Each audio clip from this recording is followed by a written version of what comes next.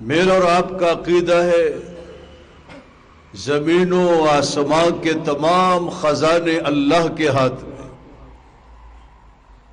دولت کے خزانے، علم کے خزانے، صحت کے خزانے، جس چیز کو آپ خزانہ سمجھتے ہیں سب کے سب اللہ کے دست قدرت میں، ہم اس سے کیوں نہ مانگیں؟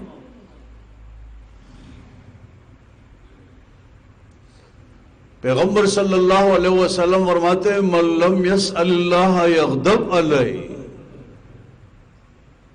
جو اللہ سے نہیں مانگتا رب العالمین اس سے ناراض ہوتا ہے، اس پہ غصہ فرماتے ہیں۔ کیا معنی اس کا؟ ایک آدمی کی ضرورت ہے، محتاج ہے، فقیر ہے، اور پھر بھی اللہ سے نہیں مانگ رہا ہے۔ من لم یسأل اللہ یغضب علیہ، لوگوں نے اللہ کو چھوڑا ہوا ہے، مخلوق کے پیچھے لوگ لگے ہوئے ہیں۔ اور یہ بات ہمیشہ یاد رکھو، اس حدیث کا مفہوم مخالف سمجھو۔ حدیث کا مفہوم مخالف یہ ہے کہ جو اللہ سے مانگتے اللہ خوش ہوتا ہے، جو اللہ سے نہیں مانگتا اللہ ناراض ہوتا ہے، تو جو اللہ سے مانگتے اللہ خوش ہوتا ہے اس سے۔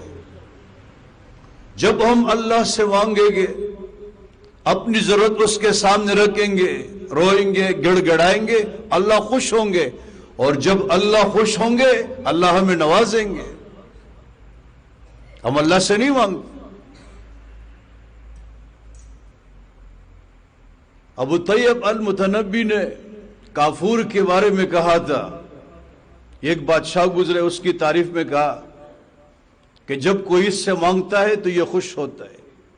وہ شعر میں کہتا ہے كأن كل سؤال في مسامعه كأن كل سؤال في مسامعه قميص يوسف في أجفان يعقوب۔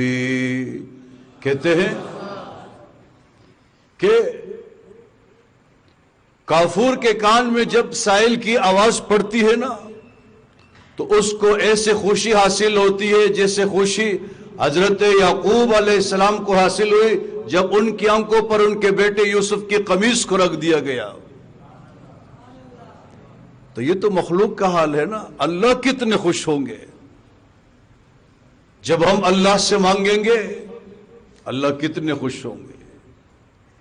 اکبر الآبادی رحمہ اللہ فرماتے ہیں خدا سے مانگ جو کچھ مانگنا ہو اے اکبر، خدا سے مانگ جو کچھ مانگنا ہو اے اکبر، یہی وہ در ہے کہ ذلت نہیں سؤال کے بعد۔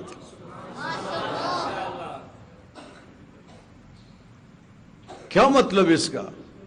کہتے اللہ سے مانگو بس، یہاں کوئی ذلت نہیں۔ اشارہ کیا مخلوق سے مانگو گے، مخلوق سے، وہاں ذلت اور رسوائی ہے۔